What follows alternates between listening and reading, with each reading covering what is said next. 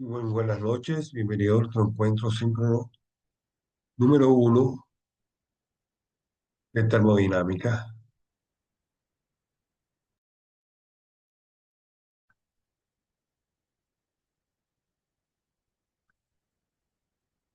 Jesús, buenas noches, bienvenido.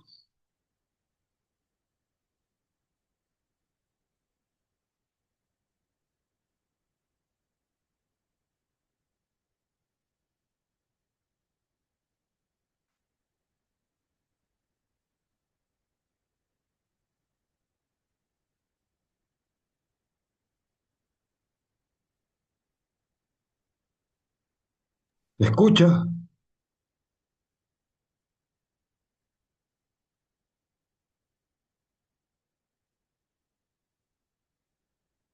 Perfecto, ya te leo por acá, ya te estoy leyendo. Listo.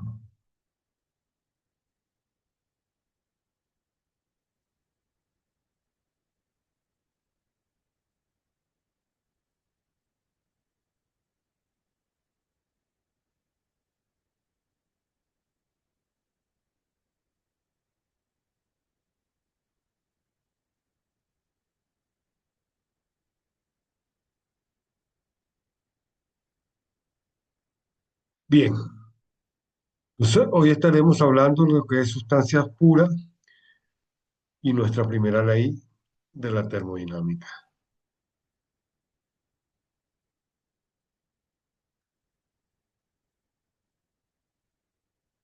Vamos a compartir pantalla.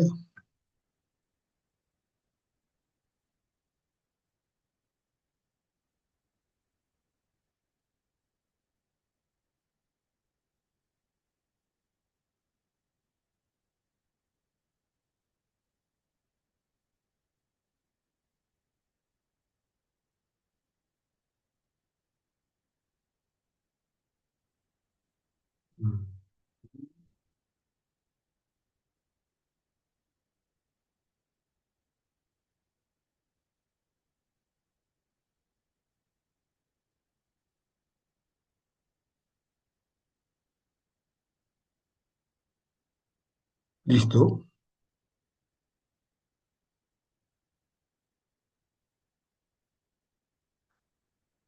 Entonces, nuestro encuentro número uno, estaremos hablando de sustancias puras y lo relativo a nuestra primera ley.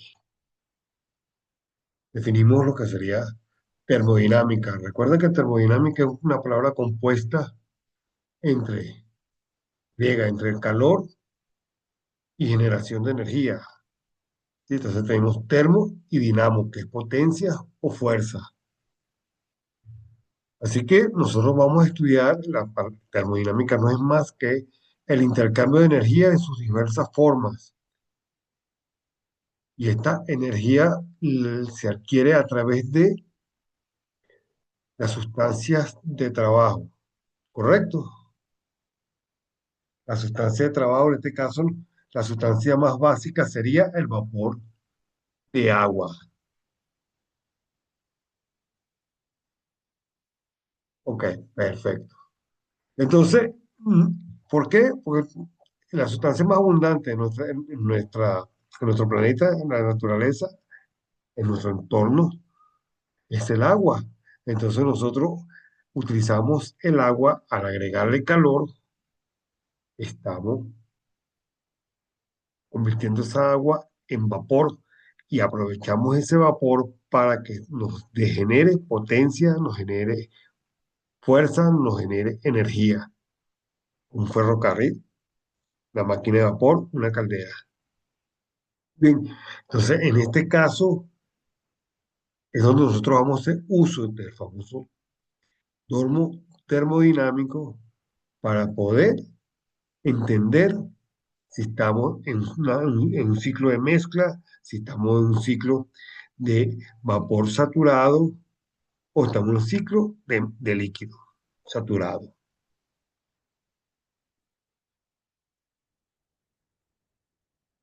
Cualquier duda.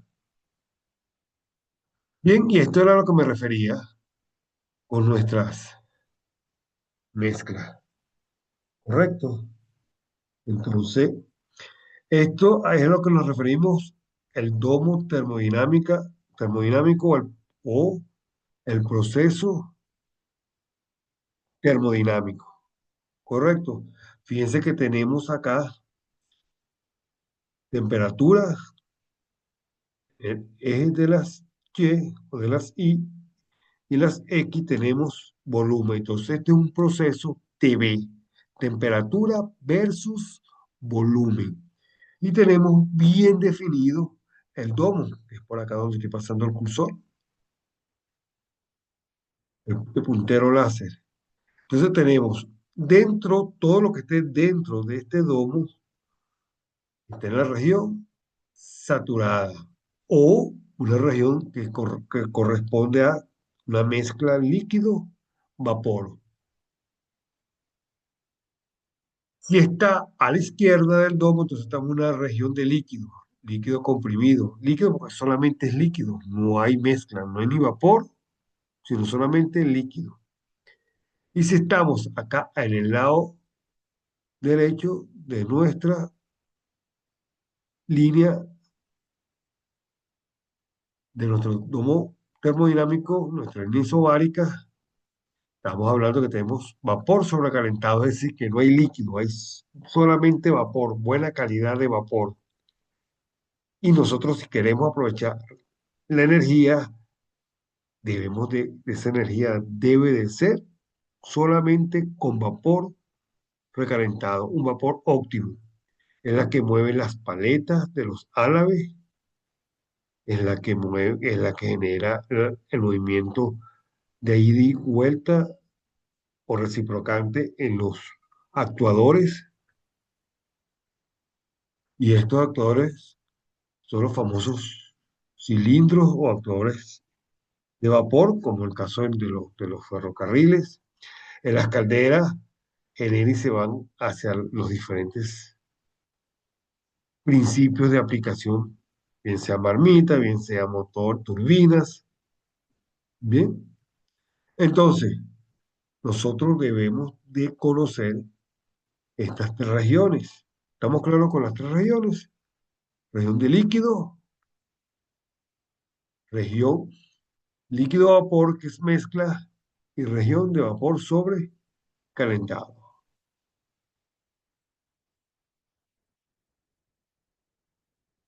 Bien, bien. Esta región es clave entenderla porque,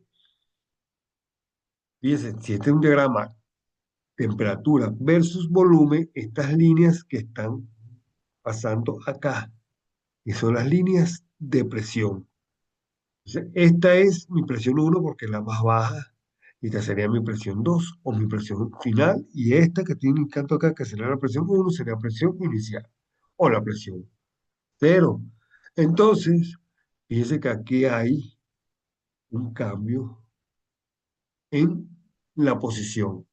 Y esa posición, fíjense, si vemos acá la T2, proyectamos este cursor acá, P2 con una temperatura 2, es decir, que esa temperatura es mayor que la que muestra para la presión 1. Si venimos acá, vemos entonces T2, vemos que es mayor que T1. ¿En cuenta? ¿Se entiende?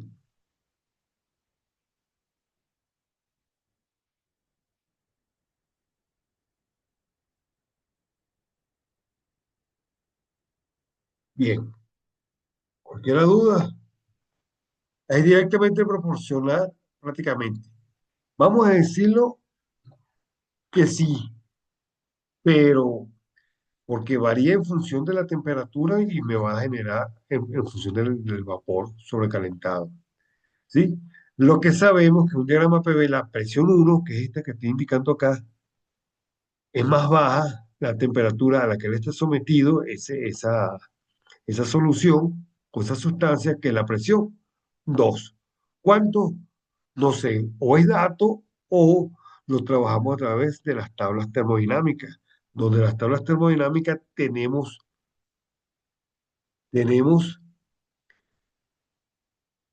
la mezcla, la calidad, el volumen específico o la entalpía o la entropía. Bien, entonces todos esos valores somos que hemos que manejar y tener en cuenta. Y su punto crítico, fíjense cómo se ve acá, es el máximo, ese punto donde él está al tope, a lo máximo de su región saturada, de su mezcla líquido-vapor. Después de allí, fíjense, hay un punto triple, puede ser tenemos líquido, tenemos un limbo acá, estamos por encima del domo termodinámico. Acá estamos por debajo en el punto crítico. Al pasar acá, bueno, es otra región de otro tipo de estudio, ¿correcto?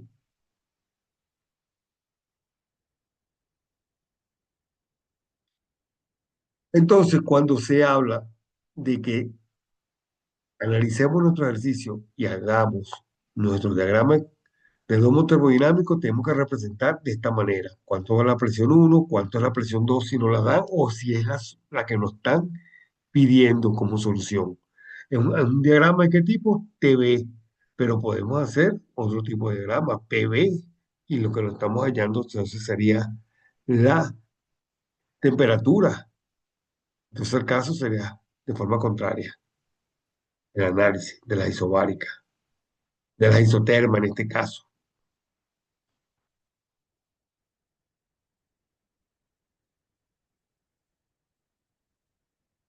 Bien, entonces aquí vemos algunas de las ecuaciones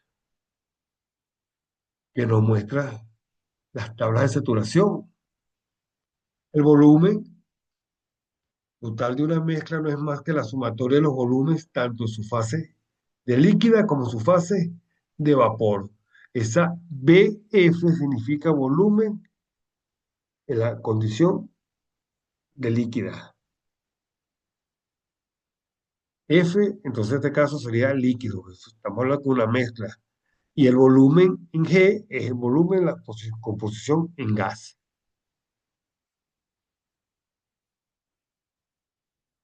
Perfecto, perfecto, perfecto. Cualquier pregunta, no dude. Entonces, esto es igual a que yo diga que la sumatoria de volumen no es más que la masa o la porción de la masa en su condición líquida más el volumen específico. Cuando te diga aquí esta B mayúscula significa al volumen correspondiente, al volumen total en su etapa líquida, más el volumen total en su etapa gaseosa, es la B mayúscula. Pero esta B minúscula, como vemos acá, nos estamos refiriendo a la porción de volumen específico. Entonces hay que tener claro lo que sería el volumen total y el volumen específico, ¿correcto?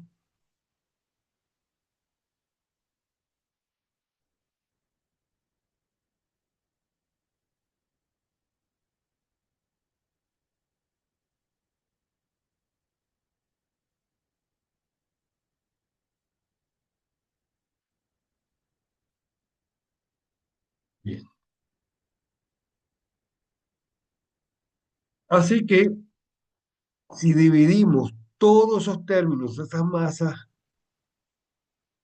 esa porción particular, entonces son masas específicas, ¿qué nos está dando? Entonces, nos está generando nuestra expresión que representa a, a esa condición particular. Volumen entre masa, que sería el volumen específico, para que se entienda.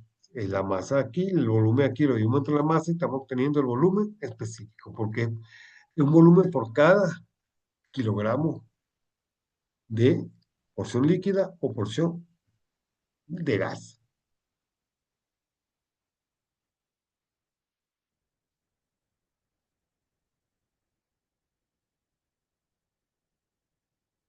Hacemos el análisis para obtener la calidad. La calidad la llamamos X y la humedad la llamamos Y. La calidad es lo referente a la calidad del vapor. Qué tan buena es ese vapor? Si tiene una calidad de 99%, 100% es excelente. Mientras más calidad, menos humedad. Mientras más humedad, menos calidad. ¿Sí? Ahí son inversamente proporcionales. Entonces, tenemos la ecuación.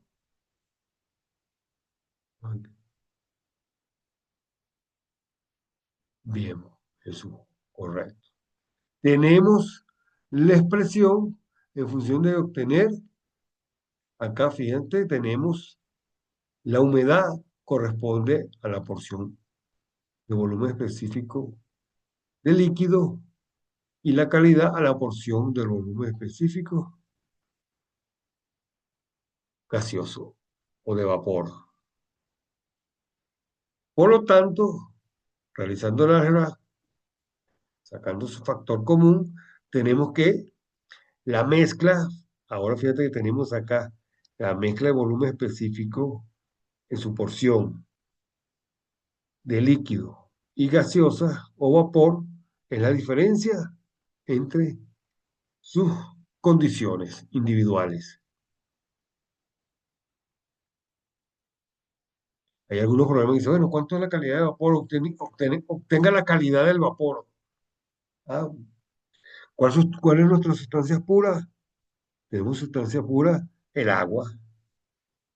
La, la utilizamos, le añadimos calor y nos da vapor. Podemos utilizar otras sustancias, digamos que un refrigerante. Este refrigerante puede ser un R22, un R134, que es lo que utilizan los aire acondicionados. El nitrógeno es otra sustancia pura, ¿sí? Si el aire tenemos y le suministramos calor, el aire va a generar vapor, humedad.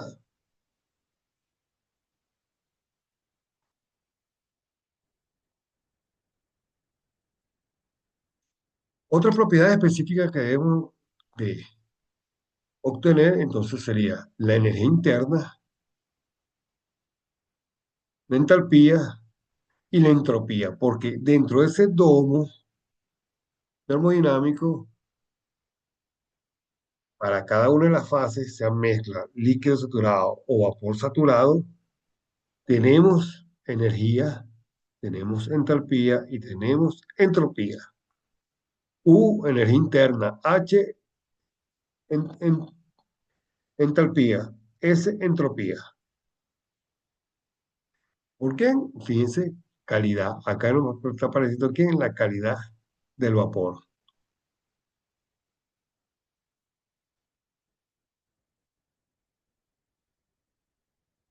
Así que nuestro sistema termodinámico no es más que la parte o región de la materia que nosotros estamos estudiando. Se compone de dos, fronteras y entorno. Entonces, el entorno es el mayor, es el universo. La frontera es ese límite que divide el sistema, que contiene el sistema con respecto al entorno. ¿Dónde nosotros aplicamos esta condición? Perfecto, eso. Donde nosotros aplicamos esta condición, esto es lo que llamamos volumen de control. Esto tenemos acá y está controlado ¿por qué? Por esta frontera. Esto nos sirve para decir si el sistema es cerrado, si el sistema es abierto, si el sistema es isobárico, si el sistema no tiene comunicación bajo un intercambio de energía o es aislado, cerrado, abierto, entre otros.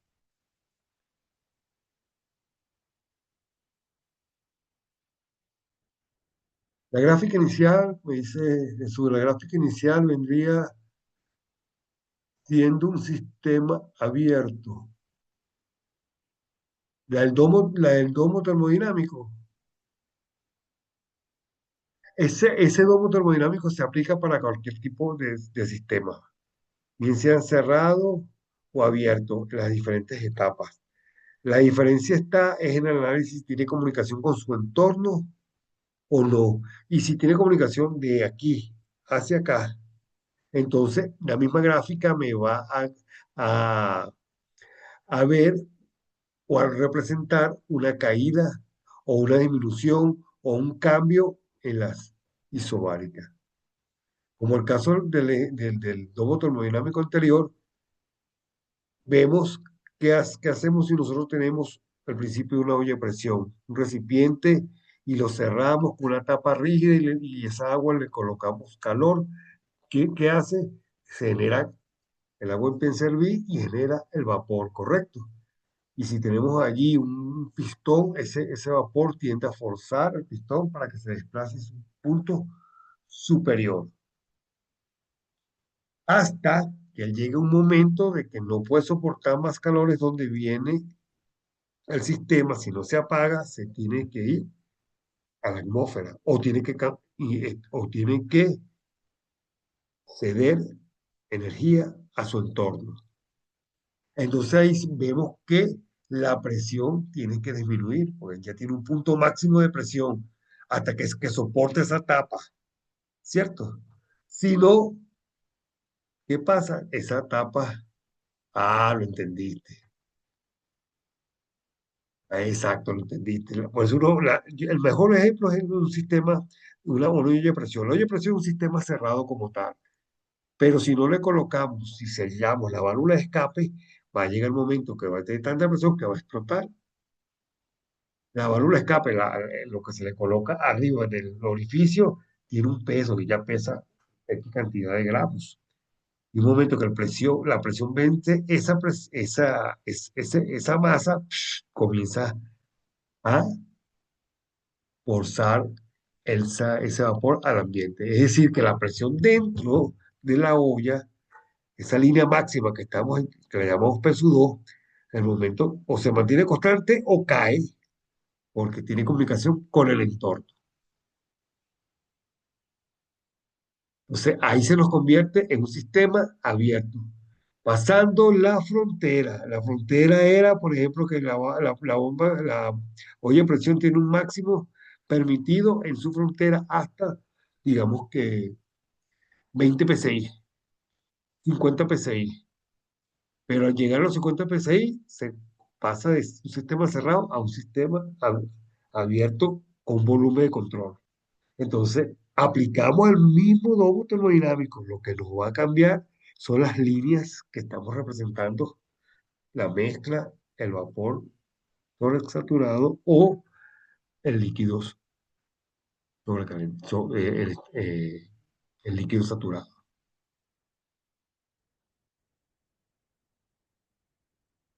Bien, avancemos. Acá era lo que te comentaba, tenemos varios tipos de sistemas: aislado, no aislado, simple, compuesto, cerrado, abierto. En pocas palabras, fue lo que explicamos en la lámina anterior. Por ejemplo, los aislados no intercambian ni calor ni energía con la materia. Eso es un caso ideal, ¿no? Hasta un momento. Los aire acondicionados, en teoría, ellos no deben, para que sea eficiente, no debe de transmitir por las tuberías donde se pasa ese refrigerante frío, helado, para que sea soplado por la turbina, por el ventilador interno hacia el recinto. No debe tener pérdida con el ambiente hasta cierto punto. Entonces, fíjate, paredes rígidas, adiabáticas e impermeables. Eso es ideal. Pero el helado no cumple con estas condiciones. Estamos, estamos diciendo que en el caso también de la olla a presión, en un punto. Por eso es que existen las fronteras. Los cerrados no intercambia materia con el entorno, pero los aislados no, ni materia ni energía. Es una cosa espectacular. El cerrado no intercambia materia, pero sí que intercambia energía. Claro, entonces yo estoy diciendo cerrado porque el agua queda adentro, lo que bota es el vapor, la olla a presión, ¿cierto? No bota el agua. Entonces, el agua en condición líquida se queda adentro. Entonces, no intercambia materia, sino energía. Perfecto. Bien, entonces estos serían los tipos de sistemas más conocidos. Aquí tenemos un comparativo entre un sistema cerrado y un sistema abierto. Esto, como el caso de la olla de presión, de manera gráfica, y el sistema abierto, una turbina. Acá, acuérdate que dije la consideración que cuando llega una presión máxima, si tenemos una válvula de alivio, ella se va al ambiente y se convierte en un sistema donde se intercambia energía, no se intercambia materia. Pero acá, esto es una turbina. Entra el aire por acá o la energía, si es a una turbina a reacción, donde entra aire y vapor, por acá entra aire y los álabes son movidos por el vapor para, y el árabe, el jet que entra por acá, es el que da el empuje y la revolución la está originando el gas. El gas en este caso el combustible. Pero si esto fuera una turbina de vapor de mover otro equipo, simplemente puede entrar aquí el vapor donde impulsa por los álabes, hace rotar la turbina como se ve acá. Y esta rotación está acoplado a un motor o está acoplado a una bomba y va a generar un trabajo, ¿correcto? Aquí el trabajo es subir el pistón y el pistón o ponerse a hacer desplazado hacia arriba. Y aquí el trabajo es rotacional, hace girar este eje que es movido por la turbina, ¿correcto? Entonces, sistema abierto, sistema cerrado. Bien.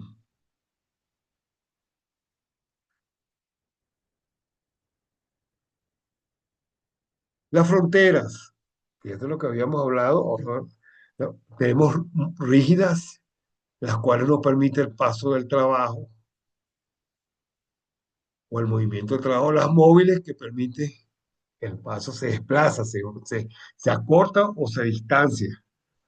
Adiabáticas no deja pasar el calor, o las diatermas que permite pasar el calor, permeables, permite el paso de una sustancia, y llamarse la sustancia el todo, por ejemplo el agua es una sustancia, el nitrógeno es una sustancia, el aire es una sustancia, entonces ella permite que pase. Fíjate que el aire es una sustancia porque en el aire tenemos un tanto por ciento de oxígeno y un tanto por ciento de nitrógeno. Tenemos más nitrógeno que será un 79% contra un 21% de oxígeno, para que crea la mezcla, porque el aire es una mezcla.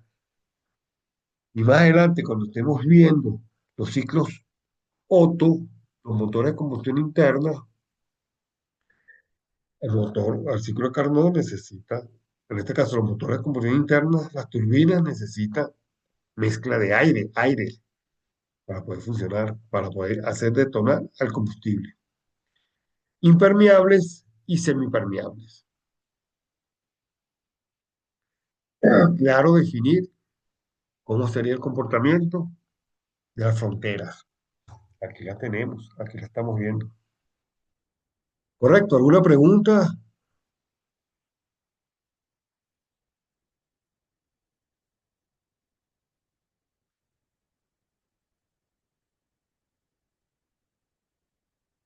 Ok, Jesús, perfecto. ¿Era cuestión? Me indicas. Bueno, eso sería entonces todo por el momento con respecto a el análisis de sustancia pura. Bien, con respecto al análisis de la sustancia pura.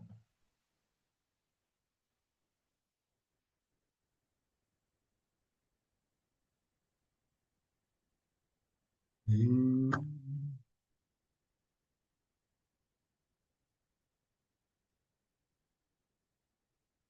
vamos a ver entonces nuestros métodos de energía,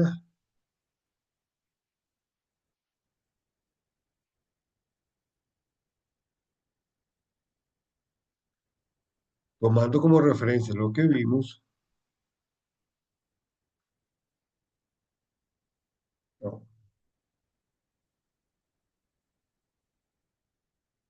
Tomando como referencia lo que vimos,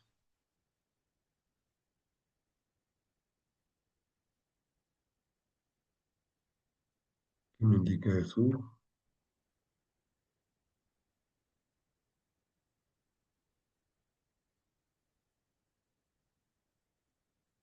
Ok. Bien, tenemos unos 10 minutos antes de terminar acá el tiempo permitido por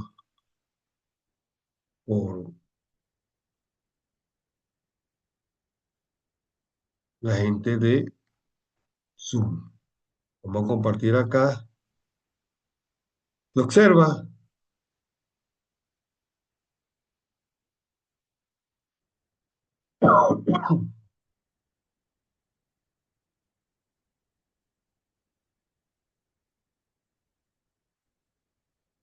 Bien, ok. Mira eso. Entonces acá tenemos, la energía no es más que la forma o cómo debemos, se manifiesta la energía. La energía total se manifiesta o es igual a la energía potencial, la energía cinética más la energía interna. Bien, entonces energía potencial, cinética, más U, que es la energía interna. Cuando decimos macroscópica, que significa que es grande, amplia, no de manera microscópica, sino de manera amplia. Cuando llenamos el tanque de combustible, cuando llenamos un tanque de agua en la parte superior del edificio o de la vivienda, estamos hablando de una energía potencial. Cuando se abre el chorro y deja caer hacia abajo, energía cinética y la energía interna que pueda tener esta este, sustancia, ¿correcto?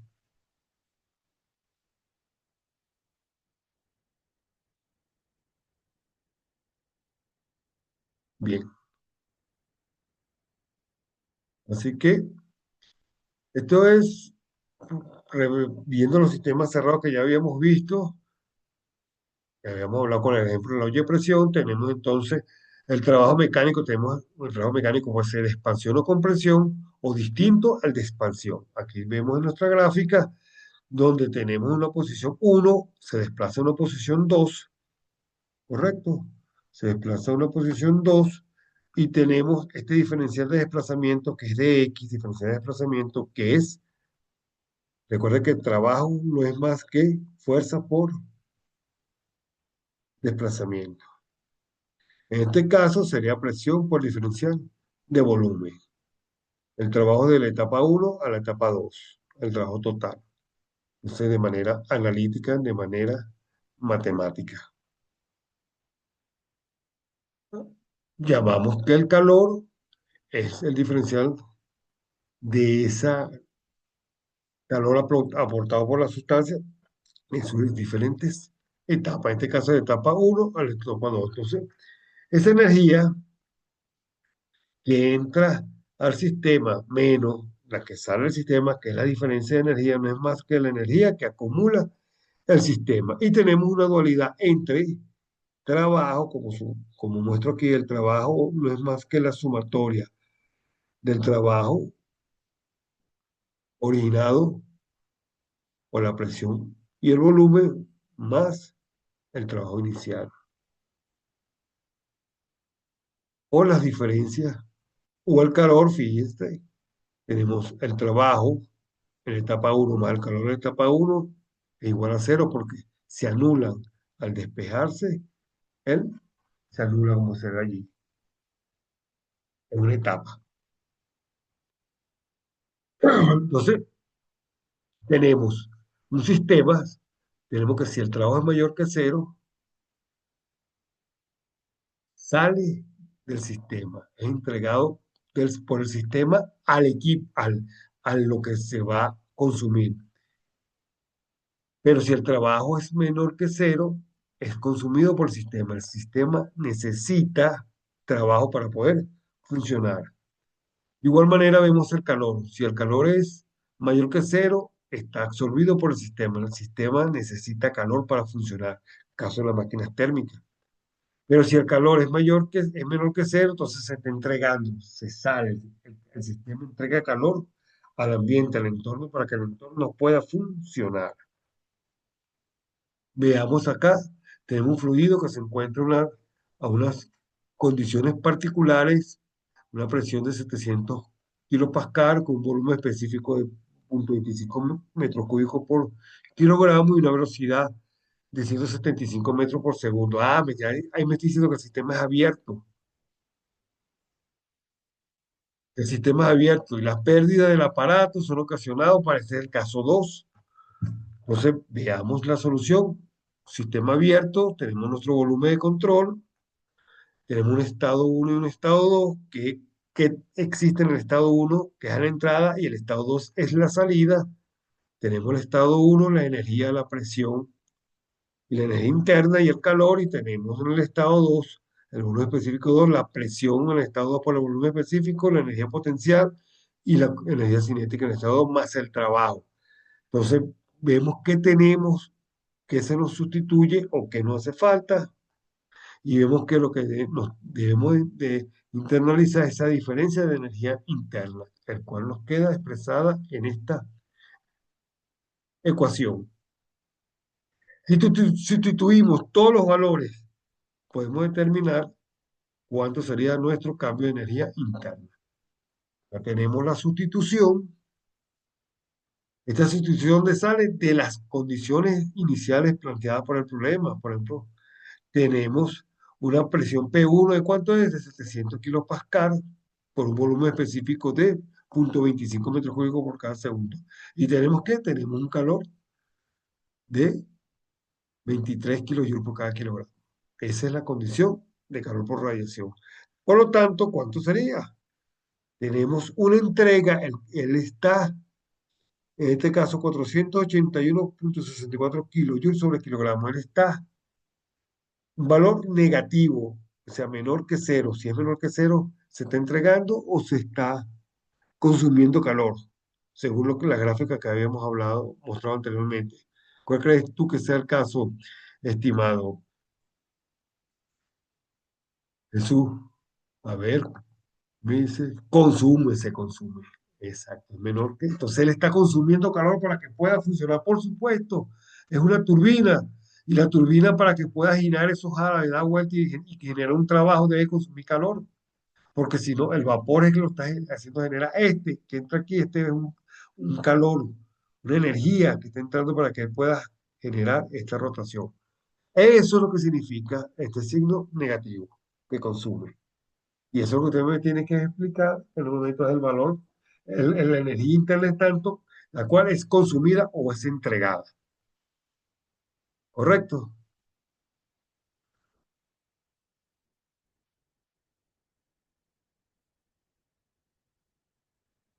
Perfecto. ¿Alguna duda? Bueno, ya con acá hemos llegado a nuestro.